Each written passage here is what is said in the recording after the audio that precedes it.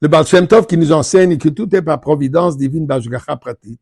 Et comme Rambam dit, en mikra nikra, il n'y a pas d'accident. Et chaque événement, chaque chose qui se passe, il faut apprendre quelque chose de ça. Surtout dans notre service à Kadosh Baruch Hu. Alors, comme j'ai dit hier et avant-hier, qu'il y a les idiots utiles, les antisémites utiles. Celui qui dernièrement a amené à l'attention de tout le monde, la croyance à Mashiach. Le fait qu'il y a ceux qui disent que le Rebbe est Mashiach, eh bien, c'est l'occasion d'en parler encore un peu.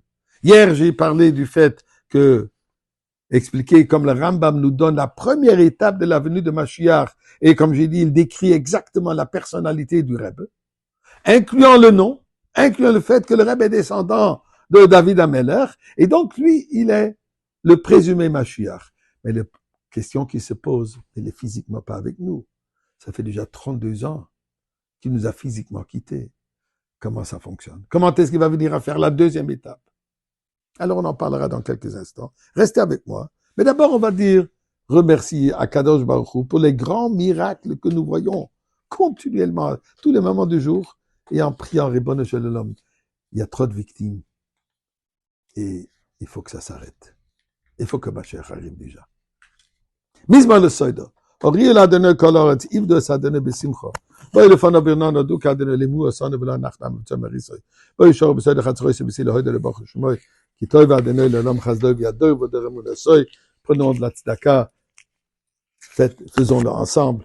Et voilà ce que Rambam nous dit.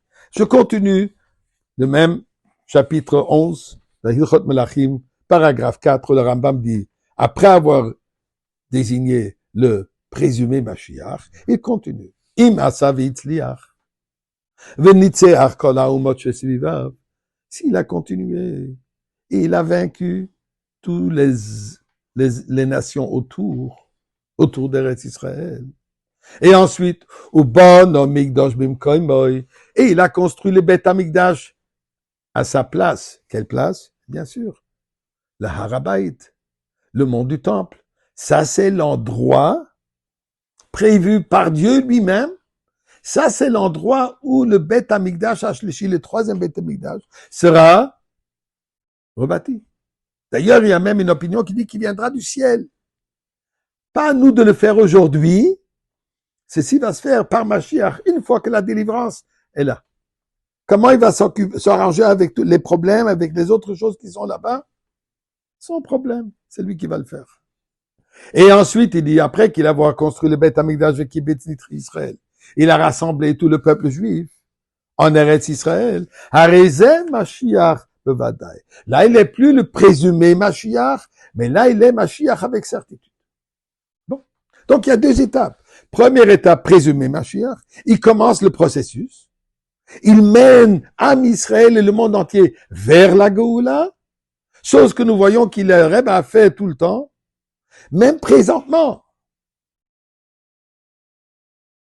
Les gens vont au Ohel. On le consulte à travers les Igrot Kodesh, à travers ses lettres, sa correspondance.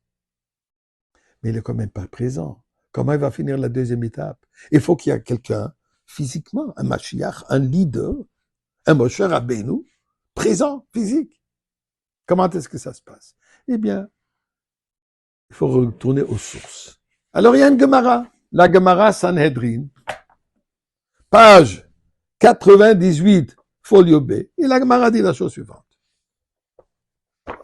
Après que la Gemara nous demande c'est quoi le nom de Mashiach, et la Gemara nous donne 4 opinions. Premier qui dit Shilo, Yinoin, Chanina et Menachem. C'est 4 opinions. D'ailleurs, dans le mot Mashiach, on trouve ces 4 noms. Mem pour Menachem, Shin pour Shilo, Yud pour Yinoin, Ches pour Chanina. Donc, tous ces noms sont inclus dans le mot Mashiach. Ensuite, la Gemara dit la chose suivante. Amar Rav Nachman de dire, Imin Chaya, si Mashiach est parmi les vivants, il dit, moi je suis le candidat. Que Goynano? Il dit, c'est moi-même.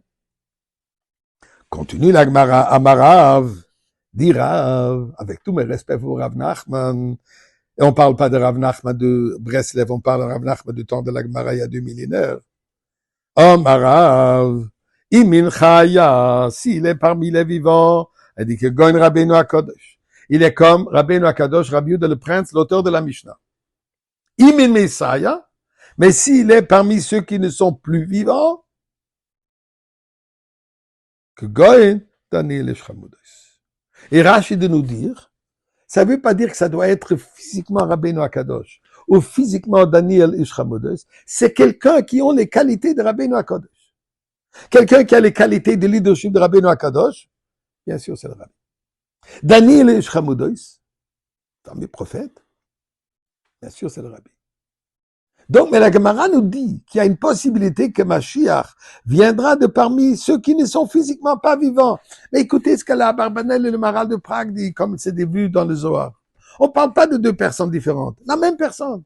La première étape, il va le faire durant son vivant. La deuxième étape finale, il revient, Messiah, et là, il finit le job. Alors, Rebbe, nous, finis-le déjà.